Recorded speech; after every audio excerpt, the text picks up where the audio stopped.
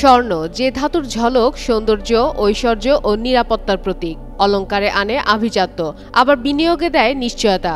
গত কয়েক সপ্তাহে সেই স্বর্ণের দাম বেড়েছিল অস্বাভাবিক হারে। প্রতিদিন নতুন রেকর্ড গড়ে দাম লাফিয়ে লাফিয়ে বাড়তে থাকে। ফলে সাধারণ মানুষের হাতে তা একেবারেই নাগালের বাইরে চলে যাচ্ছিল।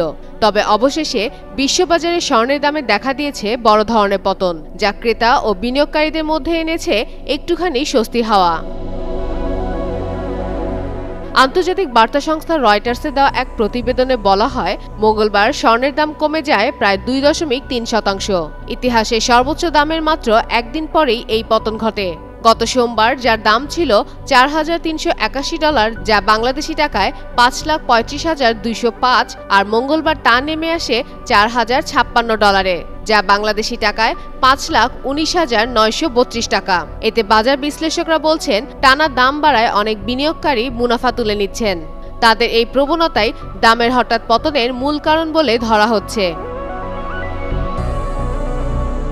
বিশেষজ্ঞদের মতে গত এক বছরে ভূরাজনৈতিক অস্থিরতা, কেন্দ্রীয় ব্যাংকগুলোর অব্যাহত স্বর্ণ কেনা এবং বিনিয়োগকারীদের আস্থার কারণে দামে প্রায় 63% বৃদ্ধি পেয়েছিল। এখন যে পতন দেখা যাচ্ছে তা কোনো ধস নয়, বরং স্বাভাবিক সংশোধন ধাপ।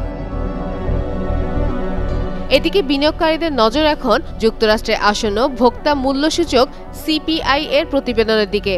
যদি মূল্যস্ফীতির হার প্রত্যাশার চেয়ে কম হয়, তবে ফেডারেল রিজার্ভ আগামী সপ্তাহে সুদের হার 0.25% কমাতে পারে, যা আবারও স্বর্ণে বিনিয়োগের আগ্রহ বাড়িয়ে তুলতে পারে।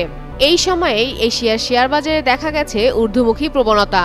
যুক্তরাষ্ট্র চীনের বাণিজ্য সম্পর্কে উন্নতি এবং জাপানের নতুন নেতৃত্ব আসার সম্ভাবনা বাজারে আশাবাদ সৃষ্টি করেছে। স্বর্ণের পাশাপাশি রূপা, প্লাটিনাম ও প্যালাডিয়ামের দামও পতন ঘটেছে।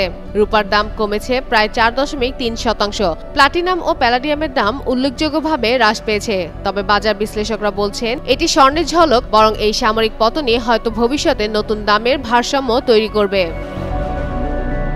ফাতেমা ফাতেহ জান, যুগান্তর নিউজ।